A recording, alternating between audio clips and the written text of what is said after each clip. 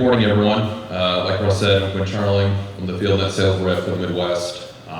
Mainly cover Brad Dunbar's region, but I do find myself helping out maybe a little bit more on the eastern side of Minnesota, a little bit of Wisconsin, and then jumping into a little bit more Idaho. I've been with Lindsay, who will be 5 years in June.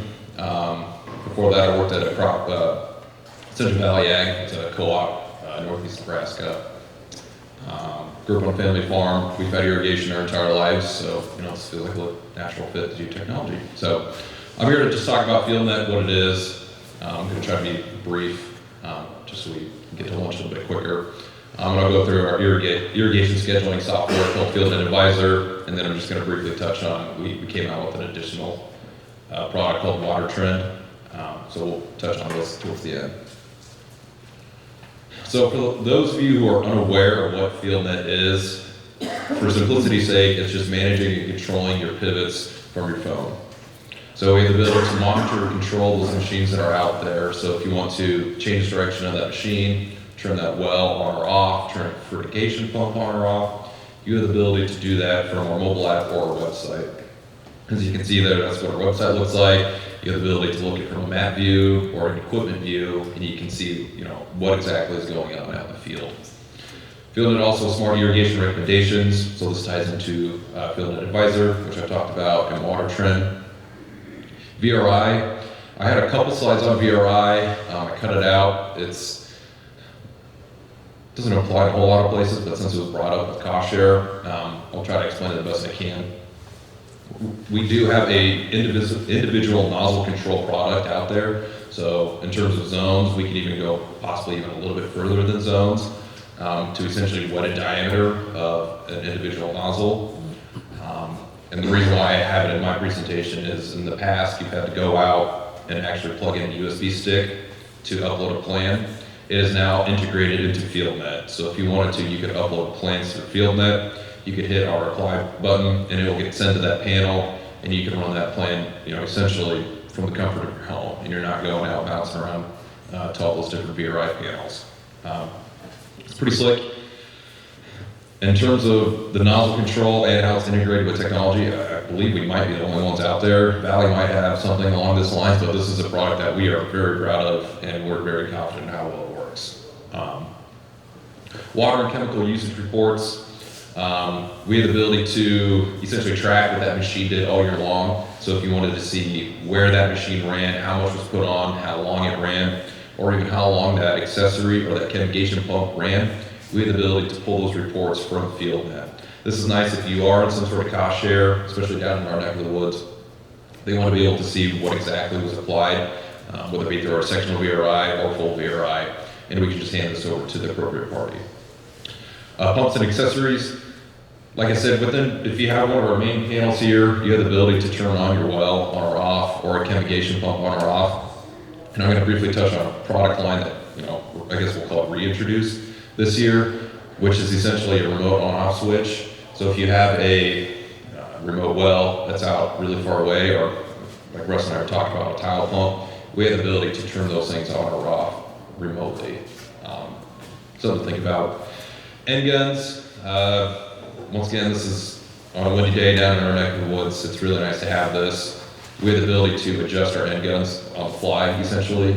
So if you're driving around and you see that end gun hit the road, you can pull up on your phone, go to the appropriate device, change your end guns, and you can avoid that call from the sheriff.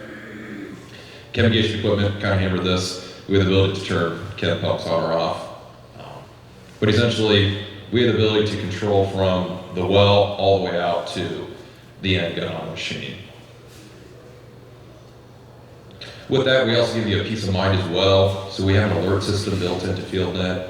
So we can either send you a text message, an email, or a push notification, which comes directly from our mobile app. And we can give you a bunch of different alerts, and we can tailor it to whatever you want to do. So the biggest one that always gets brought up is alignment. So if a machine goes out of alignment, we're able to recognize that. It'll get flagged within our system, and you'll get a text saying, hey, pivot 1 is an alignment fault.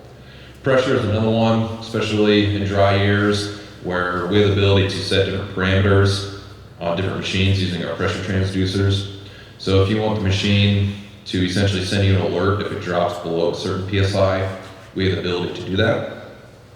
But if you also want your machine to essentially just shut off completely at a certain PSI, we can do that as well. And you'll get an alert for that as well. Voltage flow, pretty much anything you can think of that machine is doing, we have the ability to give you an alert for it. You can make it as simple as, hey, I just want to know when it's turned off, or I want to know which way it's going, or if there's even a slight percent change, you can get an alert. Or even if a device is disconnecting for some reason, as I'm sure a lot of you are aware with the 3G sunset going on, we can turn on R2 alerts. I typically don't, but some people like getting that information. So if you haven't seen our mobile app, you can feel free to download it. We do have a demo site, so if you want to play around, you can. You can actually, at the bottom of the login, it'll say enter demo mode, and you'll get directed towards our corporate office, essentially, where we have a bunch of just dummy panels that you can control, and you don't have to worry about any repercussions. But it also gives you the ability to see what it actually looks like if you wanted it on your farm. So this is where if you wanted to change directions, anyone can see, just change it. If you want to go reverse instead of forward, I want to turn the well on or off. If you scroll down, you'll be able to see an auto restart if that's capable. Auto reverse, you can turn that on or off. We also have the ability to put in service stops. So if you want to stop at, directly due north, you can put that in. Essentially anything you can think of, you'll be able to do it right here from our mobile app.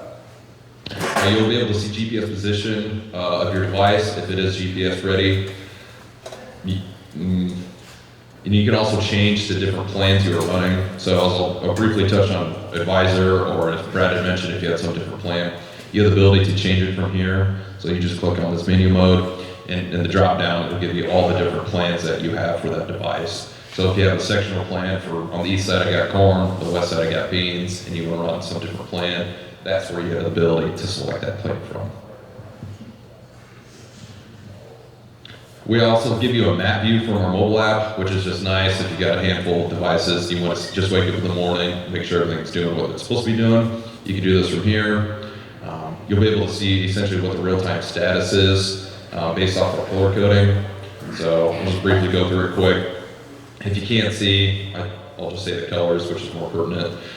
So the big one that always gets talked about is the red one. What does red mean? Well, red means there's some sort of fault out there, an alignment fault, low pressure shutdown, anything that actually probably caused the machine to shut down.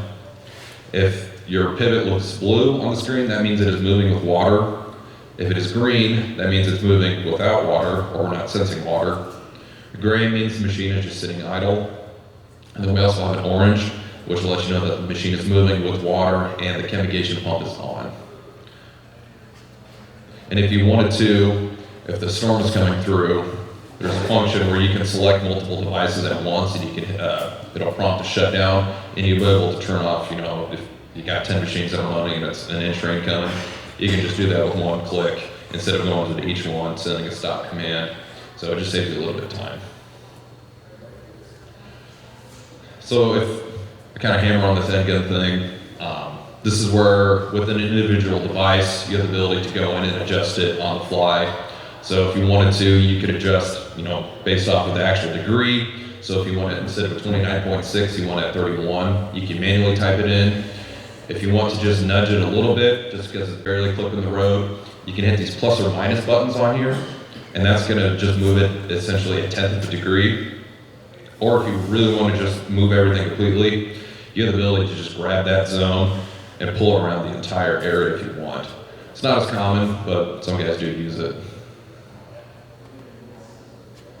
So ultimately, what's the value of FieldNET? The big one is saving time. You're not driving around 2 or 3 times every day looking at pivots. You're probably still going to go out once just to make sure everything looks good. You got to go check the dripper. But we save you those 2 extra times, 3 extra times possibly, and you're not driving around all the time, which ties into that reduced risk. Saving money, obviously, if you're not driving around, you're saving fuel, depreciation, labor, reduced risk. I've been giving this presentation over the last couple of weeks, and I just keep saying, reducing risk, you're not driving around with all the idiots on the road, which is a little bit rude, but there just seems to be a lot of people out there who don't really know what they're doing. And reduce downtime. So the moment something actually stops, you're alerted immediately. The big thing that gets talked about, we were up in Idaho before Christmas, and we were working with some potato guys, and they were saying, yeah, the problem is when we go out to the field and we turn it on, there's been times where we don't come back for 8 hours later, but it looked like that machine turned off almost 10 minutes after we left. And in their case, not only growing a high value crop, but they're pulling off ditch water too. So not only did they lose potential yield, but they also lost all that water they bought. So having that ability to be reminded or alerted immediately when something happens is just more money in your guys' pocket. So in terms of how to get FieldNET for Zamatic, obviously if you buy a new pivot today with a computer panel, it just comes standard. So it has a built-in communication device, whether it be cellular, and I can't actually talk about radio because we do have a radio network set up over here, and we do have Ethernet, which is more of an international market. But all it is just there's a little chip that you put in there with an antenna, and we're able to start talking with the cell towers, or even if it's a radio, it's a somewhat similar process. Pivot control, so this is essentially our aftermarket telemetry product. This thing can go on any electric mechanical panel out there. So if it's a really old Zamatic panel, a basic panel, or if it's a Valley or a Ranke, we have the ability to tie into that. So ultimately what we're doing is, as you can see right here, we just hit a knockout on the bottom. We take over the span cable going out, and we hook up into the contactors. And that allows us to essentially tell that machine what to do. It's often referred to as a parasite panel, which is pretty accurate. But with that, you get complete control of that machine. You can start, you can stop. We do give you one accessory, so if you do have a chemigation pump with this product, you now have the ability to control that. It just mounts at the pivot point, so it's a very similar setup to this, or even here on this pull-up banner. And it does completely, essentially to an extent, obsoletes that main panel, because everything gets directed to this pivot control right here. It's got the built-in RTU that I've discussed with our computer panels. It is sectional VRI ready because we do have GPS positioning that goes out on the end, which is that globe right there. It won't mount at the pivot point. It goes on the last tower. And with that, you also have the ability to control your ingots as well. This is a very good product that we have. We have a bunch of them out there. These guys up here do a really good job selling it. This is probably our most popular product we've got. So in terms of ranking of what they can do, so that pivot control can do full control, essentially from the well to the end. The next up is a pivot control light. The only real difference with this product is it doesn't take over the main panel, and there is no remote start. We typically don't see a whole lot of these out here, because most of the time guys go for the pivot control once they kind of look at the price and the feature sets. But if you got some rented ground or a diesel motor powered well/pivot, we'll find guys put these on there just because they can't start it anyway, so they're gonna go out, but they do want to be able to see what that machine is doing. And we can stop the machine with this as well. It just mounts at the end of the system. It looks pretty much just like our GPS globe there. And with that though, you get your GPS, you get sectional VRI, we give you end gun control, but it does not, like I said, does not replace the OEM panel. Okay, M2 control. I side on this just because this is a product we came out with, oh gosh, it would have been 2020 sometime. And for simplicity's sake, it is just a remote on-off switch. So if you have a well that is remoted away from the panel and there used to be a kill wire going to it, but that kill wire is broke, this is a great product to put in place of that, because we give you the ability to essentially just turn that well on or off. And on top of that, if you have a pivot control or one of our computer panels out there, we can essentially link those two devices together, and with logic built in FieldNET, they essentially work in tandem.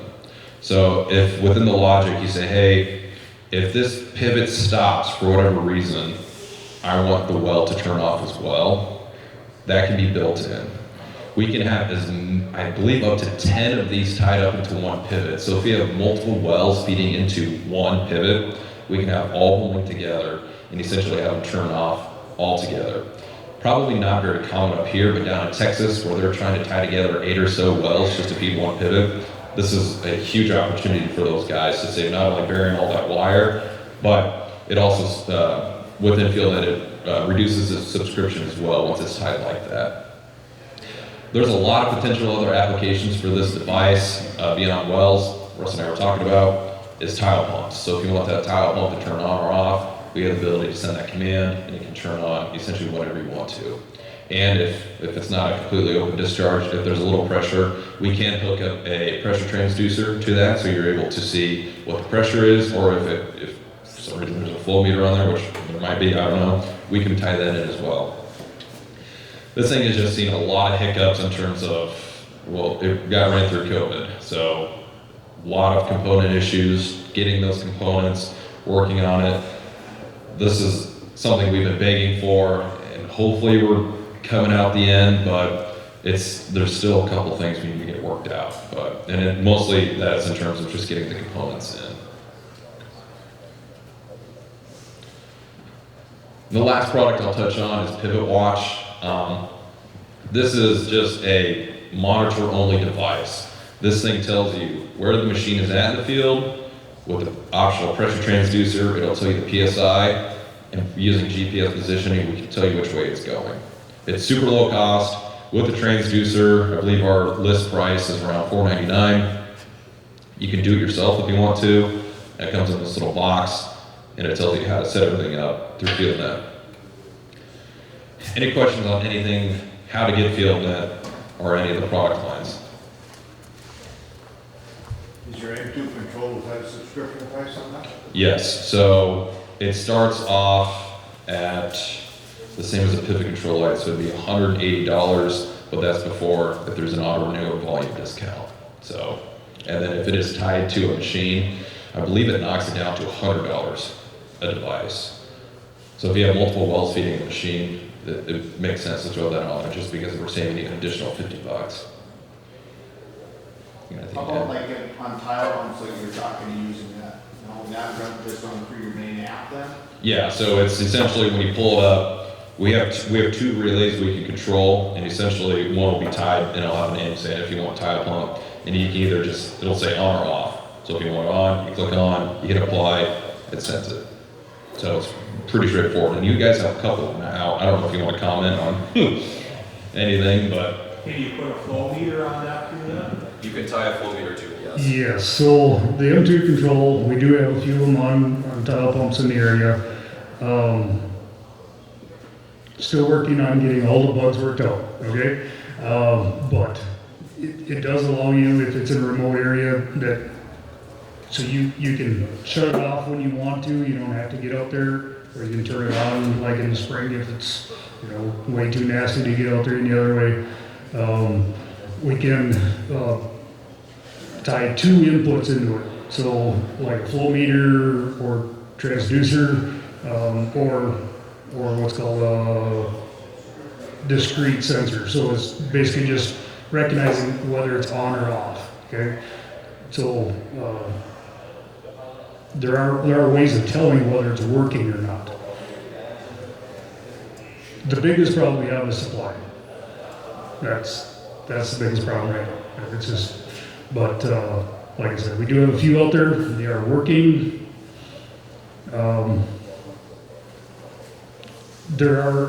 We see a lot of additional applications, remote fans. There's a lot, anything that you want to be able to control from a distance, it all works on FieldNET. I mean, it just needs some way of pulling the contactor in, and it works. So there's that. Any other questions for Quinn? Is the 4G now, the new 4G, is that going to make any more speed on the, like when it says the pivot's down, or is that just your Verizon or whatever that's doing that? So if you still have a 2G unit out there, it will make a difference. If you're going from 3G to 4G, it may depend on your area and your towers.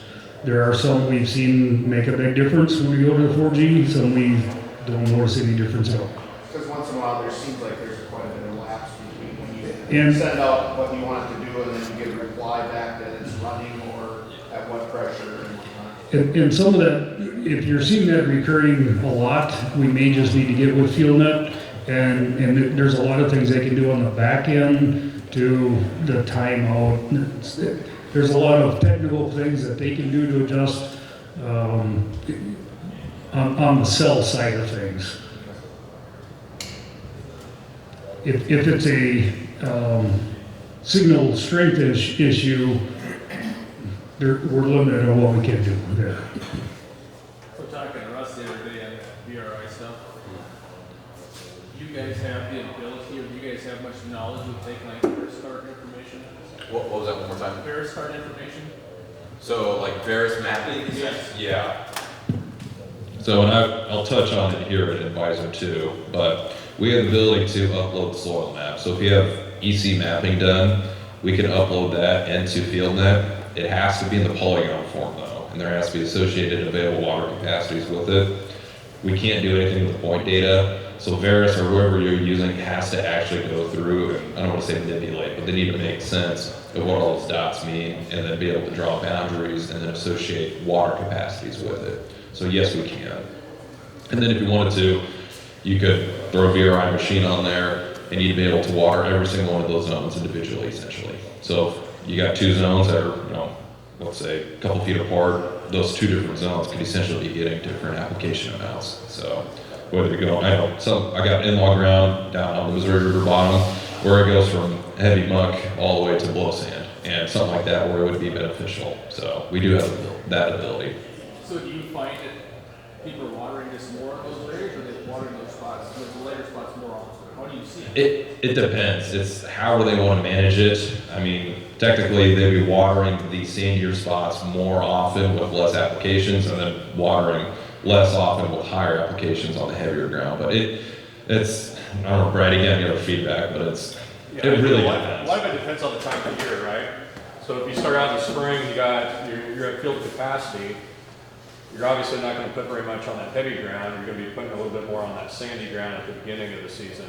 But once you get into that season, that crop is using a similar amount of water, whether it be in blow sand or in heavier ground. So I think it's going to vary on that plan that you're going to run based on the season. I think one of the mistakes that people make on VRI is using the same plan all year long. And you got to look at it like you have two totally different bank accounts when you're starting that season, right? You're going to have a bank account that doesn't hold very much water in it, and you have a bank account that holds quite a bit. So you can't use that same plan all the way through the season, and that's why it's important to come back on to what's that water use for that crop throughout the full season, not just a point in time. Yeah, the big example we typically use when we really do go into Advisor is there's a couple instances up in North Dakota where there's just big old wet holes where that water typically fills up. They threw VRI on those machines, and they essentially just avoided those areas, so where there'd be 40 acres worth of ground that they didn't water at all.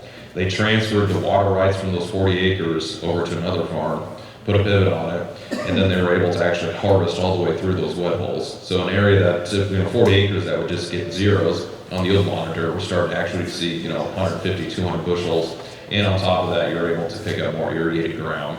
It's a very extreme example, but there's probably a lot of that out there that could, people could find benefit in, because they do some of that down in Nebraska as well. So With the FieldNET Advisor, can you guys manage those algorithms through that within the season? yeah, so with that, I'll just jump into what exactly Advisor is and I'll walk through it. So obviously FieldNET is just telling you, can you turn it on from your phone or turn it off from your phone? And then the next step is that gets often asked is well, when do I turn it on? Where do I put it on? And where should the pivot be going? And that's where Advisor steps in. Ultimately, what we're doing is we're just taking the checkbook irrigation scheduling method and we're running it through the cloud. So instead of you going through every single zone, every single day, trying to figure out what was taken out, what was put in, we're doing that on our end. So it's like I said, it's cloud-based irrigation scheduling. We're modeling crop available water, so we know where the crop is going to be in its lifetime, and I will just use corn as an example. based off of GDUs. We know on associated GDU, it should be at V something or R something. And with that, we're able to provide an irrigation recommendation because we have a high resolution soil water depletion throughout the field. We know how much water is getting pulled out, and with that, we're able to tell you when exactly you need to irrigate. We do give you daily VRI prescriptions, which you can kind of see down below what it would look like if there was a full VRI machine on there. So every single one of those different colors essentially would be a different application amount.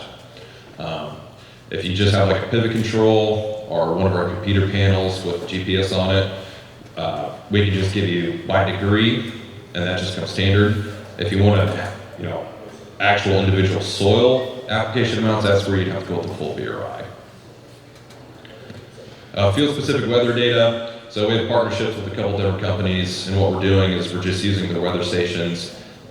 We're interpolating between them just to figure out how much essential rainfall or weather patterns that are happening by field. So this is essentially by field weather data, which in terms of cost share, I believe that is sometimes a requirement is to have essentially a weather station out there. With this, we essentially check that box. And it's all seamlessly integrated with FieldNET. There's no separate login. All it is once you log into the main app, you can pull up your FieldNET advisor fields from either the website or the mobile app. So how does it work? So we're plugging in crop information, or essentially planting info. So we just need to know when it was planted, what did you plant, so anyone in your decal, so like 6297, I know it's an older number, but you plug that in, and we know all of the major corn brands out there. And the biggest thing is we're just pulling all the hybrid information just to get you GDUs to maturity. That's all we really care about. It's just to make it a little bit easier for you guys to set up. We do put in residue cover as well, so our tillage practice. So if you no-till or conventional till, that plays into the evaporative losses initially on in the season. After canopy, that goes away a little bit, but that does play a factor within our algorithm. Soil maps, like I said, we just use USDA as the base, but if you do have EC mapping, we can pull that in. You got to work with your agronomist or whoever you're working with, just make sure it's in the proper format, and then we can pull that in. Crop modeling, so like I said, I just use corn. Based off of GDUs, we know where it should be in its life cycle, and then we're able to associate crop coefficients to give you ET for that given growth stage. And ultimately what it spits out is an irrigation recommendation. When should I turn on, where should I put it, and how much should I put on? So like I said, just using the checkbook irrigation scheduling method, all we're doing is what's getting put in and what's getting taken out. So what's getting put in is irrigation and precipitation, and what's getting taken out is, the biggest one we're looking at is crop water use, but there is a runoff and deep percolation aspect that we do look at, which the percolation is pretty important early on, especially in sandier ground. If you're over irrigating, there's potential for nitrate losses. Just something to think about. So with FieldNET, we know how much is getting put on because we got the sprinkler chart information plugged in, so we know what's getting put on that field and where it's getting put on at. The weather data, we have the partnership with DTN, so we're able to pull in all the weather information they've got and give you a 15-day weather window to look at. Anything beyond that, though, we start looking at 30-year historical norms. Soil maps. Like I said, if any of you have ever messed around in the Sergo database, essentially when you draw an area of interest on your farm, it'll pull up what the soil types are. That's what we're doing too. When we pull in your pivot, it'll give you a field boundary. When we do that, we're essentially asking the USDA to provide us the soil maps for that AOI. And I guess while I'm on here, the one thing I do need to note is Advisor is basing all of its irrigation recommendations on the most limiting soil type out there. So what's the soil type that holds the least amount of water? So in this case, it would be this Fillmore silty clay loam. The reason is the thought process is if we do all of our recommendations based off of the most limiting soil type, essentially no other soil type should ever run into crop water stress. There's theories out there that if you do the average soil type, you get most of the field, but anything below that technically could run into crop stress. that's just how we went about it. We do give you guys the ability to adjust it in a couple different ways if you want. If there's just a little bit of the field that's getting picked up, if it's like 6 acres, but you know it's a sandy knob and it's never gonna produce anything, we can change priorities. So if this was a soil type, you just say, no, I know it's not worth anything. You can change that priority from normal to low, and then advisor's gonna look at the most next limiting soil type. So when you plug in your planting info, this is essentially what it's gonna show up. So it'll just default to either the irrigated area or the field boundary, and you'll click on it, and this is where you put in what you planted. So for corn, this guy planted Fontenelle, that hybrid, his planting date, which makes no sense, and the GD's maturity. And this is important, because we need to know, we have our starting point, we need to know our ending point. And then tiller practices as well, is where you can adjust that. So crop growth, we're able to model how that plant is growing throughout the year based off of ET and GDUs accumulated. And then ultimately, this is what it's for. It's got to give you a recommendation. So within the equipment dashboard, we're going to give you the irrigation recommendation for that field, which is based off that most limiting soil type. But we also give you irrigation recommendations by soil type. So if you want to poke around at different parts of the field, you have the ability to look essentially at each individual soil zone and what it's supposed to be, when it's calling for an irrigation event. This is our crop data page, which is essentially everything I've talked about and makes it a little bit easier to look at than me rambling. But what this is showing you is essentially how that profile looks from a soil water balance standpoint. On top, we've got field capacity. This brown line down below is permanent wilting point, so anything between those two spots is available water. We do have a light blue line, which is just below. This is essentially a rainfall refill buffer. We don't want to irrigate above that line, just in case there is a rain event. The red line is the maximum allowable depletion. So anything below that, the crop starts to experience stress. And then this yellow line is essentially our safety line. And what that is we try to manage between this blue and yellow line, just because the yellow line is put in there because pivots can break down, load control, you got to shore well. And ultimately what that's there for is to say, hey, let's avoid any problems. Let's give essentially ourselves a little bit of fudge factor, and that was the reason behind it. So this line right here, that is the soil water balance for a particular spot in the field, and then where it splits is essentially saying, okay, if I were to stop irrigating today, where am I going to be at? Or if I want to irrigate, how many more times am I going to have to irrigate? And see, once you get beyond that 15-day window, like I mentioned, that line, you'll see that dark blue line levels off. That's where that 30-year historical norm comes into play. On average, over the last 30 years, we've probably caught 500ths or a tenth, and that's what that's showing. Now, when that falls within the 15-day window, you'll notice that either it's going to give a potential rainfall event or forecasted rainfall event, or it's not going to give you anything. So this could change in 15 days. So if you water your 3 times, these 3 called for irrigations could turn into 4 or 5 or 2, depending on if it rains or not. So ultimately, how does it compare to, let's say, a capacitance probe?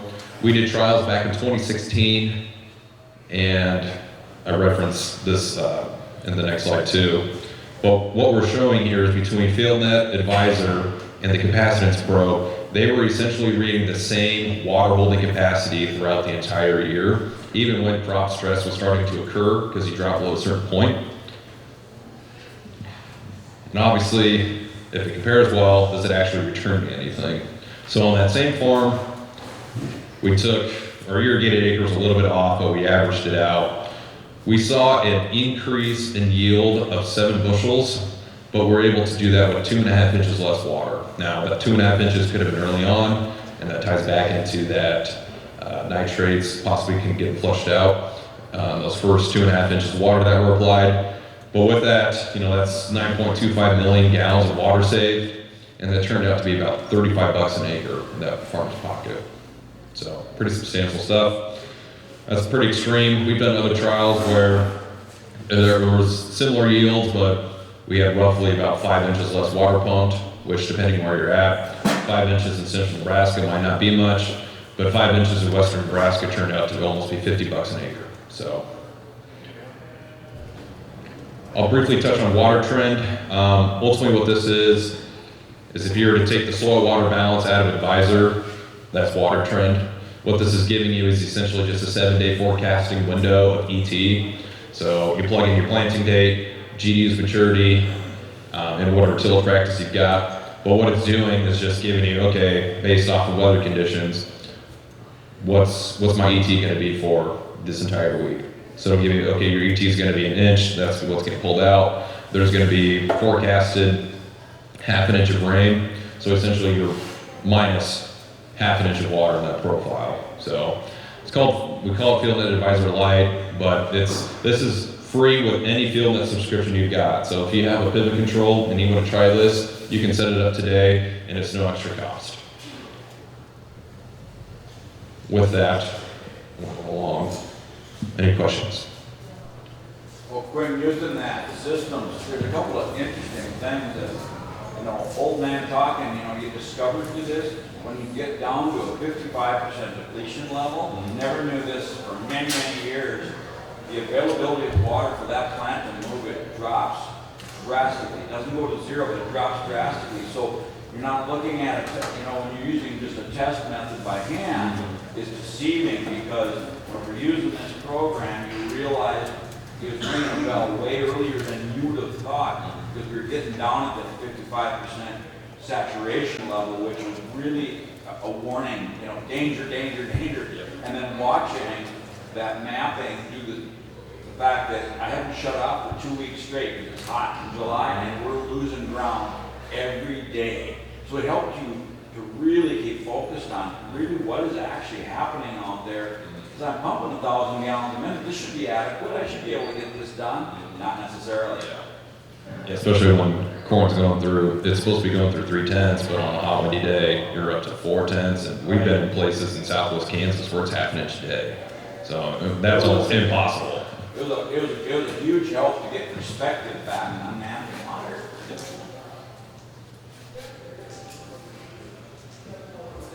Any other questions?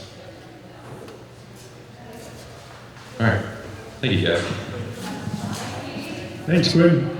So then, our next presenter will